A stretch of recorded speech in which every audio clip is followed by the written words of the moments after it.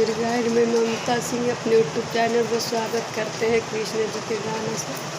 तो गाना मेरे अच्छा लगे तो ज़्यादा से ज़्यादा लाइक और सब्सक्राइब करिएगा और कमेंट में बताइएगा कैसा है। तो कान्हा छोना मती कर मोरया गनवाई के,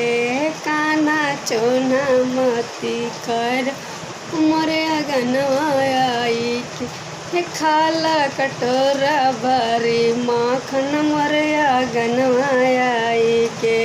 खाला कटोरा भरी माखन मोरया गनवाई के,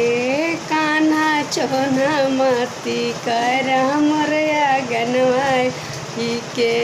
कान्हा छोना मती कर मोरया गनवाई के, खाला कटोरा भर दही